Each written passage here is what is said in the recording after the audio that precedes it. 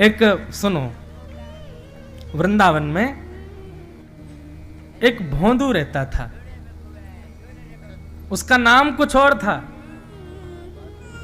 पर वो इतना सीधा था कि सब प्यार से उसको भोंदू ही बुलाते थे।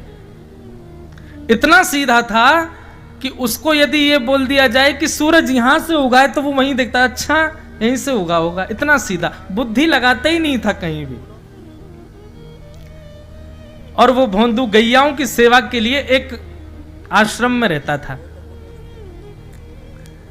गायों की सेवा करता था। और जिस आश्रम में रहता था वहां के गुरुदेव शाम को प्रवचन करते थे, तो भोंदू बैठ करके उनके शिष्य बैठते थे, सबसे पीछे बैठ के सुनता था।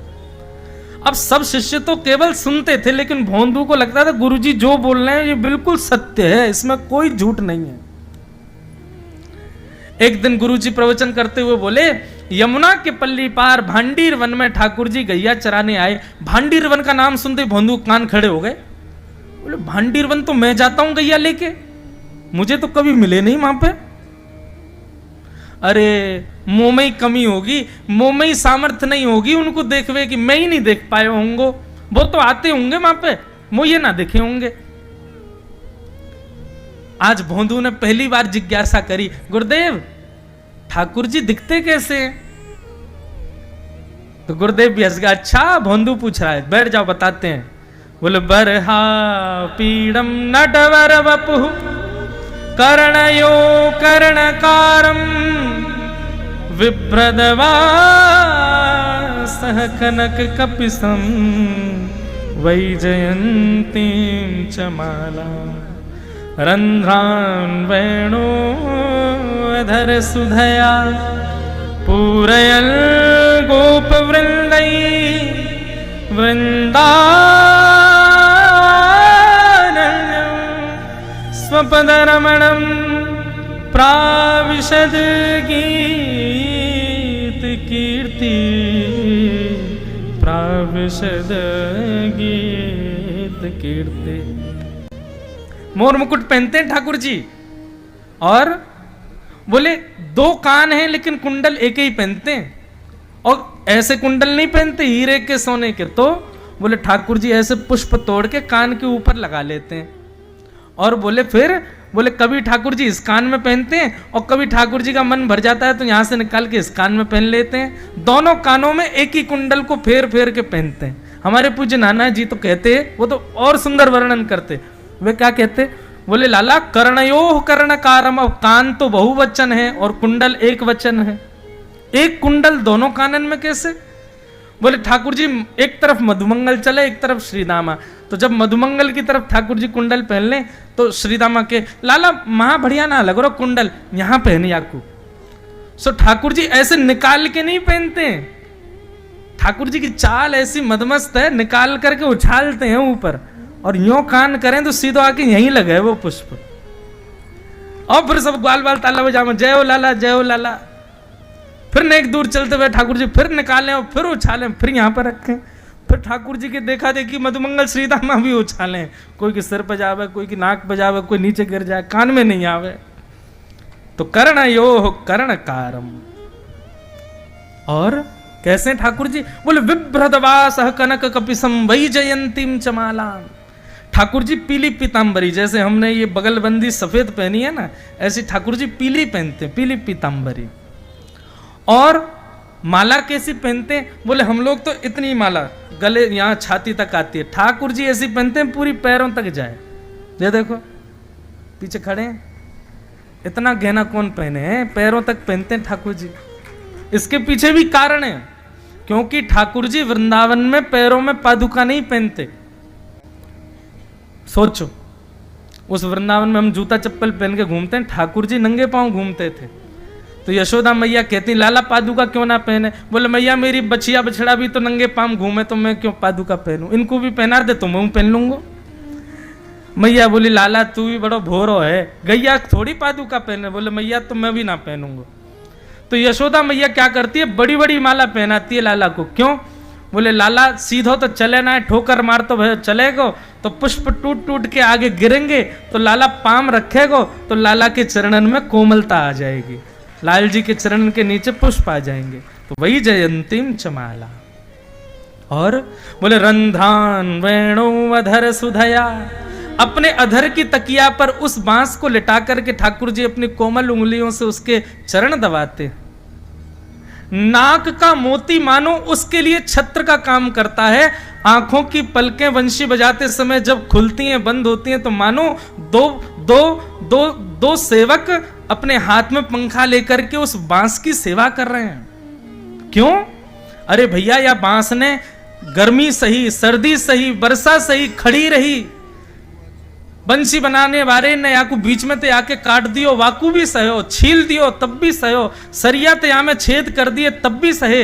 इतने सहवे वारे की तो मैं सेवा ही करूंगा अपने होठ पे बैठा करके। रंध्रान वेणो अधर सुधया पूरयन गोप वृंदई वृंदारण्यम स्वपद रमणम प्रावशत गीत कीर्ति। और ठाकुर जी क्या करते हैं, बीच बीच में बंशी बजाते समय नेत्र खोलते हैं और जैसे यहां से मधुमंगल बुलावे लाला, तो ठाकुर जी ऐसे नहीं देखते, ऐसे देखते हैं कटाक्ष नेत्रों से। यहां बुलावे तो ऐसे देखते हैं, और वही नेत्र कटाक्ष ऐसे हैं कि जो देख ले वहीं घायल रह जाए। ऐसे ठाकुर जी के नेत्र। ऐसे रूप को देखने के लिए गोपियां सब अटारियों पर खड़ी हैं, खिड़कियों पर बैठी हैं ठाकुर जी के रूप को। गोपियां श्रीमद् भागवत के वेणु गीत में कहती हैं, क्षणवताम फलमिदम न परम विदाम। इन आंखों से यदि आपने अपने संपूर्ण 100 वर्ष की आयु में श्री कृष्ण को नहीं देखा तो आपने कुछ नहीं देखा। इतने सुंदर हैं श्याम सुंदर। अब ये भोंदू सुन रहा था पीछे बैठा बैठा, उसके तो नेत्र बंद हो गए। मन में सोच लिया कल तो भंडीर वन गैया चरावे जाऊंगो, देख के ही आऊंगो कहां है ये कन्हैया। गुरु जी कह रहे हैं तो निश्चित है भंडीर वन में आते हैं ठाकुर जी। भोंदू अपनी गैया लेकर के भंडीर वन पहुंच गया। गैया चर रही थी, अब भोंदू ढूंढ रहा है, कभी वृक्ष के नीचे जाके देखे, कभी कहीं देखे, कभी ढूंढे कहीं से चंदन की सुगंधी आ जाए। गुरुजी बता रहे थे उनमें से चंदन की सुगंधी आती है तो पृथ्वी पर नासिका रख करके कहीं पैर के निशान दिख जाते तो उनको सूंघ ताकि इसमें चंदन की सुगंधी हो, क्या पता कन्हैया यहीं कहीं हो। इतने भाव से, इतने प्रेम से और इतने भोलेपन से ढूंढने लगा ठाकुर जी को। और ठाकुर जी नहीं मिलते ना तो अपने आप को ही कोसता, मोह में योग्यता ना होगी, यही मारे ना मिल रहे, ठाकुर जी तो यही है। गुरु जी की बात गलत नहीं है, ठाकुर जी तो यही है। उसके उस सहज भाव पर, उसके उस सरल भोंदूपने पर ठाकुर जी रीझ गए। और इतने में ही भोंदू हताश निराश उदास बैठा था, खुद को कोस रहा था, मुंह में योग्यता ना है, मुंह ठाकुर जी मिलना है रहे। इतने में ही देखा सामने से असंख्य गायों का झुंड आ रहा है। और भोंदू ने जैसे उन गायों को देखा, ऐसी गाय कभी देखी नहीं, अलग गाय, सींग चमक रहे हैं, सींगों के ऊपर के भाग में सोने चांदी मढ़े हुए हैं, ऐसी ऐसी सुंदर सुंदर तंदुरुस्त गैया। और जैसी उन गायों ने बीच से मार्ग छोड़ा तभी देख रहा है भोंदू, पीतांबरी पहनी है, गले में वैजंती माला धारण की है, सिर पर पाग पहनी है, एक कान में कुंडल है, मंद मंद मुस्कुरा करके दतुइयां दिखा रहे हैं, कटाक्ष नेत्रों से कभी इधर देख रहे हैं कभी उधर देख रहे हैं, अपनी वेणु को कमर में कस करके गैयाओं के गले में गलवैयां डाल करके श्याम सुंदर भोंदू की तरफ चलते भय आ रहे हैं। ये दृश्य देख करके हाथ पांव कांपने लगे भोंदू के, नेत्रों से अविरल अश्रुधार गिरने लगी। श्याम सुंदर को देख करके वहीं दंडवत करने लगा। उसको लगा मेरे पास तो आएंगे ही नहीं, है वहीं से मुड़ जाएंगे, अब मैं उनके पास जाके उनको असहज नहीं करूंगा, यहीं से देख लूं, यहीं से प्रणाम कर लूं। लेकिन जैसे जैसे प्रणाम करके ऊपर देखता ठाकुर जी और पास आ रहे हैं, और पास आ रहे हैं, और पास आ रहे हैं। जैसे ही ठाकुर जी आकर के बैठे, भोंदू के पास शब्द नहीं है, हाथ पैर कंपित हो रहे हैं, उसको सूझ ही नहीं रहा करूं क्या मैं, इनके लिए क्या बिछाऊं, कहां बैठाऊं। ठाकुर जी ने अपने आप ही भोंदू के गले में हाथ डाली, अरे तेरा नाम कहा है। जैसे ही ठाकुर जी ने नाम पूछा, भोंदू अपना ही नाम भूल गया, बोले मुझे याद ही नहीं मेरा नाम क्या है, पर प्रेम से सब लोग मुझे भोंदू बुलाते हैं। अब तो भोंदू नाम सुनते ही ठाकुर जी ताली दे दे के हंसने लगे, तेरा नाम भोंदू है? बोले हाँ मेरा नाम भोंदू है। और ठाकुर जी आपको अच्छा लगा? बोले हाँ बहुत अच्छा लगा। आपको नाम कहा है? ठाकुर जी बोले तुम वो ना जाने? बोले जानू तो ना हूं, लेकिन गुरुजी ने जैसा रूप बताया वैसा ही है आपको, तो आप कहीं नंदनंदन तो नहीं हो?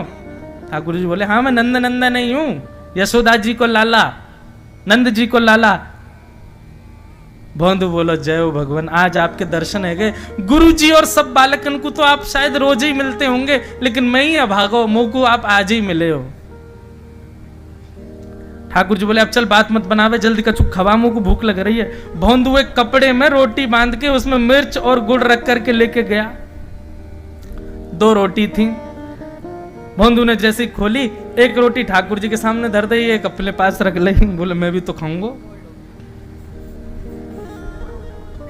ठाकुर जी ने बढ़िया रोटी ऐसे घुमाई और प्रेम से गुड़ खामे और रोटी पान लगे प्रेम से, और ठाकुर जी तो चप चप करके नेक देर में पा गए। भोंदू तो भूल ही गए, मुंह खानो भी हो, ठाकुर जी को ही देख रहा है। ठाकुर जी बोले और जोर की भूख लगी, ला अपनी रोटी दे दे। भोंदू बोलो मुंह को भी भूख लगी है। बोले अच्छा चल आधी आधी खा ले, या मैं ते आधी तू खा ले आधी मैं खा लूं, दोनों खा लिए। कल तो नेक्स्ट से ज्यादा सी रोटी ले आइयो, भूख ज्यादा लगे, और सुन यही समय आइयो, मिलूंगा कल भी तोते। ठाकुर जी अपने मार्ग पर चले गए। भोंदू इतना प्रसन्न है, बोले आज मुझको ठाकुर जी मिल गए। लौट करके आया, गायों को यथावत बांध दिया, हाथ पांव धो के गैया की सानी करी। गुरुदेव के प्रवचन का समय हो गया, भोंदू पीछे जाके बैठ गया। नेत्रों से बस आंसू ही आंसू निकलते जा रहे हैं। अपने गुरुदेव को प्रणाम करे, इनकी कृपा से ठाकुर जी मिले। उसने किसी को नहीं बताया, उसको लगा सबको ही मिलते हैं भगवान, मुझे ही मिले हैं बहुत दिन बाद। दूसरे दिन भोंदू खूब सारी सामग्री रसोई घर में इकट्ठा करके जाने लगा। किसी ने जाके गुरुदेव से कह दिया कि भोंदू बहुत सारी सामग्री ले जा रहा है। गुरुदेव ने जाके कही भोंदू इतनी सामग्री ले जा रहे हो भैया, वो भंडारो करेगो का? नहीं गुरुजी भंडारो तो नहीं करूंगा, वो नंद नंदन नाम है, वो यशोदा नंदन मदन मोहन, वो अपनी गैया चरा के आए, कल भी आए, मेरी रोटी खा गए, मैं भूखा ही रहेगा कल। या हमारे ज्यादा सी ले जा रहा हूं, बेचारे बहुत भूखे आए कल, कि उनको पेट भर जाएगा, मैं भी पा लूंगा। या हमारे गुरुजी आज ज्यादा सामग्री ले जा रहा हूं। गुरुदेव ने मन में सोचा ये बात कोई और कहे तो अविश्वास किया जा सकता है, लेकिन भोंदू झूठ नहीं बोलता। भोंदू कभी झूठ नहीं बोलता, भोंदू की बात पर विश्वास करना ही पड़ेगा। गुरुदेव बोले सुन सुन इधर बैठ, ठाकुर जी आए थे? बोले हाँ। अच्छा, उनका रूप कैसा था? जैसा रूप आपने बताया था ना गुरुजी, बिल्कुल वैसा, ऐसे कटाक्ष नेत्र, मोती जैसे दांत, ठाकुर जी की मुस्कान ऐसी, पाग ऐसी, कान ऐसे। गुरुदेव के तो नेत्र बंद हो गए, वे सब अनुभव करने लगे। लेकिन गुरुदेव बोले रूप कैसा भी बता दे, चरण यदि इसने बता दिए तो मैं मान जाऊंगा कि ठाकुर जी थे। अच्छा तूने चरण देखे? बोले हाँ गुरुजी मैंने चरण देखे। चरण कैसे थे? बोले चरण ऐसे ठाकुर जी, उत्तुंग रक्त विलसन नख चक्रवाल। ठाकुर जी के चरण जब वो चल करके आगे बढ़ते हैं ना तो चिन्ह बन जाते हैं। कहीं ध्वजा बनी थी, कहीं शंख बना था, कहीं कुछ बना था। और उनके जो नखून है ना, उनमें से ऐसा लगता है मानो जैसे कोमल का पराग हो, कमल का पराग हो। और चरणों का रंग कैसा, जैसे मानो जैसे गुरुदेव कमल होता है ना, कमल की आकृति, ऐसे ठाकुर जी के चरण। जब चरण का यथावत वर्णन भोंदू ने कर दिया, गुरुदेव समझ गए, बोले निश्चित ठाकुर जी आते। नहीं तो भोंदू कहां जाने, इतनी बुद्धि नहीं है उस पे कि वो इतना सब कुछ ढूंढ धाड़ के मुझे बताए। भोंदू एक काम करेगा? बोले हाँ। ठाकुर जी आएंगे तो तेरे सखा बन गए? बोले हाँ। तो उनको लेकर के आश्रम आ जा, यहां पे आ जा। भोंदू बोला कि इतने योग्य बालक हैं, लेकिन ठाकुर जी ने किसी से नहीं कही, मुझसे कही है। अगर मैंने ये काम नहीं किया तो मेरा जीवन व्यर्थ है। भोंदू को लगा ठाकुर जी सबसे ही मिलते हैं, गुरु जी किसी से भी कह के बुलवा लेते, मुझको काम दिया। भोंदू ने तो उसको अपने हृदय में ले लिया, अब ये काम मुझे करना है। बोले गुरु जी मैं वचन दे के जा रहा हूं, ठाकुर जी को मैं लेके आऊंगा। जा बेटा। भोंदू वन में चला गया। अब तो उसको मिलने की भी एक्साइटमेंट नहीं है और कोई उसके मन में भाव ही नहीं है, उसको ये है बस ठाकुर जी को मैं ले जाऊं। जाकर के बैठा, ठाकुर जी अपनी गैया चराते भये, बढ़िया सुंदर एक डंडा पर हाथ टांगे भये ठाकुर जी आए। रूप देख करके फिर से भावुक हो गया भोंदू। ठाकुर जी आकर के बैठ गए, बोले चल जल्दी निकाल रोटी, भूख लगी है मुंह को। भोंदू सजाता जा रहा है थाली, ठाकुर जी को देता जा रहा है। बोले जय जय, एक प्रार्थना करूं? बोले करो। आप मेरे संग मेरे सखाओ ना आप? बोले हाँ तेरो सखाऊं, तो मेरी बात मानोगे? बोले कहा, आप मेरे संग आश्रम चलो गुरु जी के पास। ठाकुर जी रोटी पाते जा रहे, ठाकुर जी ने अनसुनी कर दी बात। बोले जय जय कछु कहो ना, आप चलोगे ना? ठाकुर जी बोले हम तेरे सखा हैं, तेरे गुरु जी के सखा नहीं है। तू मोते मिल, तू मेरे संग खा, तू मेरे संग रहे, तू कछु कर, तो कुछ सब अधिकार है, लेकिन ये हम गुरु जी ते मिल बातें मिल ये सब हम नहीं करेंगे। हम बस तेरे सखा हैं, तो ये जाने और कोई ये ना जाने। ए जय जय ऐसा मत कहो ना, वे नहीं बताते तो मैं तो आपको देख ही नहीं पाता, मैं तो आपको जानता ही ना हूं। उनने ही तो मुझको बताई कि आप भंडीर बनाते हो, आपका रूप ऐसा है, उनने कृपा करके मुझको आपसे मिलवाए हो, वही हमारी मित्रता के मूल आधार है, उनसे तो मिलवे चलो ना। ठाकुर जी बोले देख ज्यादा जिद मत करे, हमने तो उसे एक बार कह दी हम नहीं जाएंगे नहीं जाएंगे नहीं जाएंगे। ठाकुर जी रोटी पा रहे थे तो भोंदू ने हाथ से रोटी और छनाई, बोले ये भी दो, ये भी गुरु जी की है, लाओ ये मिर्च गुड़ सब दो, ये सब गुरु जी को, ये भी मत खाओ। और सुनो, यदि हमारे गुरु जी से आपको प्रेम नहीं है तो हमको आपसे प्रेम नहीं है।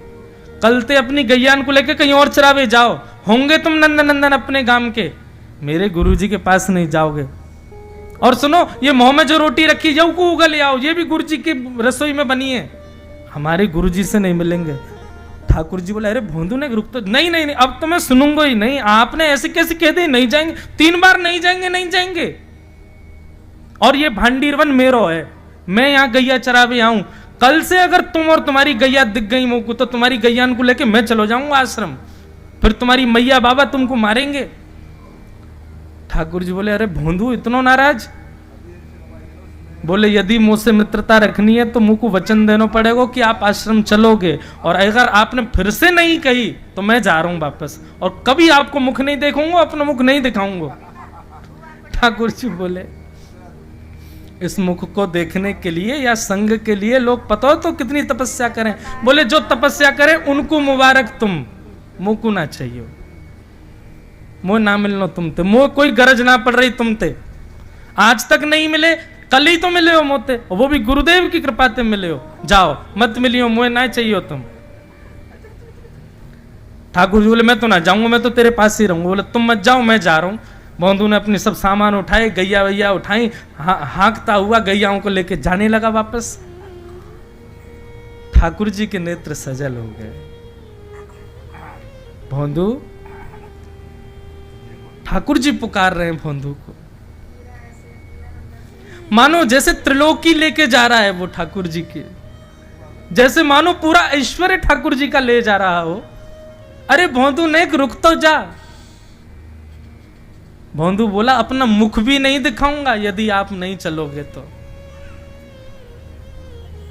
भोंदू थोड़ी दूर गया, ठाकुर जी को लगी वापस आ जाएगा, थोड़ी और दूर गया, लगा अब आ जाएगा, लेकिन जब भोंदू दिखना बंद हो गया हमारे ठाकुर जी विचलित हो गए, दौड़े भोंदू की तरफ, गैया चराता हुआ वापस जा रहा था अपने आश्रम। ठाकुर जी दौड़ करके गए और जाकर के भोंदू के पिद्दी पे चढ़ गए। पिद्दी समझते हैं? ये कंधे पर चढ़ जाना, इसको ब्रजभाषा में कहते हैं पिद्दी पे चढ़ना। ठाकुर जी जाकर के पीछे से कंधा पे चढ़ गए, पाम से पेट पकड़ लिए और हाथन से बोले ले चल अपने गुरुदेव के पास, चलूंगा तू जहां कहेगो, लेकिन तो दूर नहीं जान दूंगा। और भोंदू ठाकुर जी को ऐसे ऊपर चढ़ा करके गैयाओं के साथ लेकर के आश्रम जा रहा है। गैयाओं ने जैसे ही आश्रम में प्रवेश किया, गुरुदेव आकर के खड़े हो गए और मन में बस विचार कर रहे थे, हाथ पांव कांप रहे थे, बोले ठाकुर जी आएंगे कि नहीं। और जैसे ही गायों का समूह भीतर प्रवेश हुआ, इतने में ही भोंदू आया और तभी देखा भोंदू की पिद्दी पर ठाकुर जी टंगे भय आ रहे हैं। ये दृश्य देखते ही गुरुदेव मूर्छित होकर गिर पड़े। भाई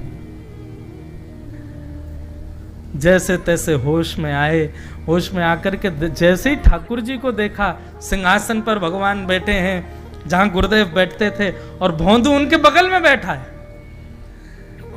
आज गुरुदेव ने जाकर के पहले भोंदू को प्रणाम किया, बोले जय हो, धन्य है तू, इतनी तपस्या की, इतना भजन किया, घर परिवार त्याग दिया, वैराग्य त्याग सब हमारे जीवन में, तब भी ठाकुर जी नहीं मिले। लेकिन वारे भोंदू, तेरी सरलता, तेरी सहजता, तेरा ये निर्मल भाव कि ठाकुर जी तेरे अधीन होके यहां आश्रम तक चले आए। ये बंधुओं, ये मनगणंत कथा नहीं है, ये वास्तविक सत्य घटना है वृंदावन की। और ठाकुर जी सदा के लिए भोंदू के संग रहने लगे। और फिर कुछ समय बाद भोंदू गैया चराता हुआ भांडीर वन गया और फिर कभी लौट करके नहीं आया, ठाकुर जी के संग ही प्रस्थान कर गया। बोलो भक्त वत्सल भगवान।